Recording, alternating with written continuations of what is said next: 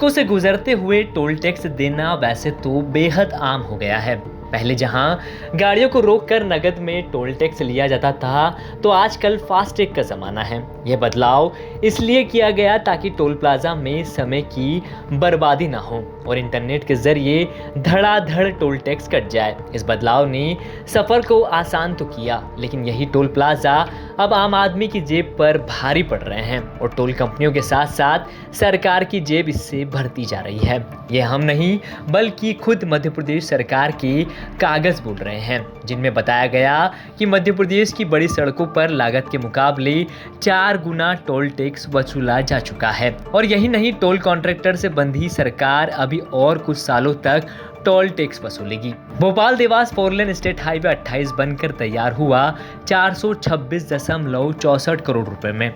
इस सड़क पर टोल टैक्स शुरू होने की तारीख 12 अगस्त 2010 है। 2010 से लेकर मई 2024 तक इस सड़क से 1610.92 करोड़ रुपए टोल टैक्स वसूला जा चुका है। इस सड़क पर सरकार 21 मई 2033 तक टोल वसूलेगी। ये सिर्फ एक सड़क की कहानी नहीं। अब जरा राजस्थान की सीमा से शुरू होकर एमपी की आर्थिक राजधानी इंदौर तक जाने वाली नया गांव जावरा लेबड़ 4 लेन हाईवे के आंकड़ों पर भी नजर डालिए।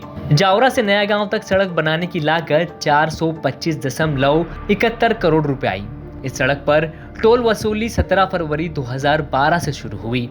अब तक यहां से 2168 करोड़ रुपए टोल वसूला जा चुका है।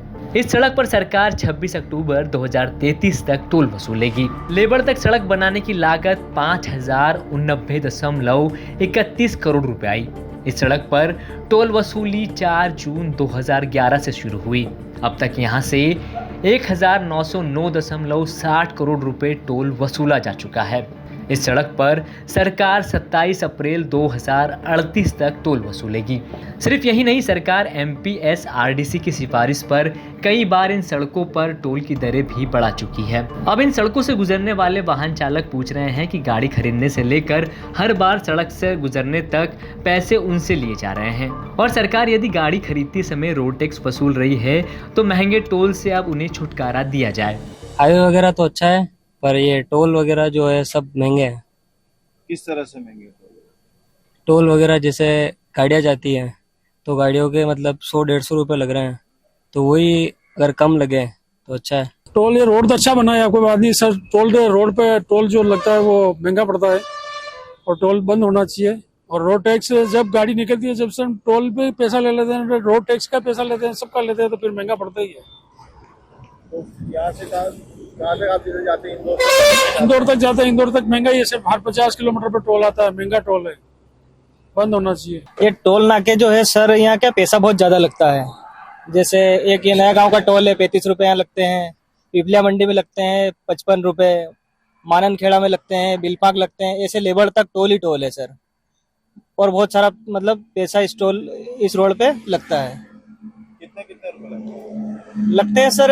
कहीं 50 लगते हैं, कहीं 45 भी लगते हैं, आगे कहीं 80 रुपए का भी टोल है। तो जाते वक्त भी लगता है, आते वक्त? हाँ, दोनों तरफ लगते हैं सर। तो इससे आप लोगों को क्या परेशानी रहती है? परेशानी है सर, टोल ज्यादा लगता है ना सर। मतलब ये रोड कम है और मतलब रोड टैक्स आप गाड़ी जब लेते हैं, खरीदते हैं, तब भी तो रोड टैक्स लगता है, फिर वो इसमें काउंट नहीं होता है? नहीं होता है ना सर, ये अलग से रोड टैक्स ले रहे हैं सर।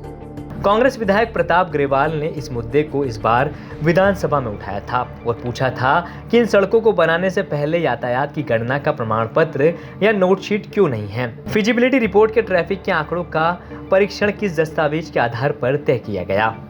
देखिए, मेरे प्रश्न के उत्तर में लागत के अनुसार 3 से 4 गुना वसूली की गई, 4 गुना 5 गुना तक वसूली की गई और 2038 तक इनकी वसूली की जाना।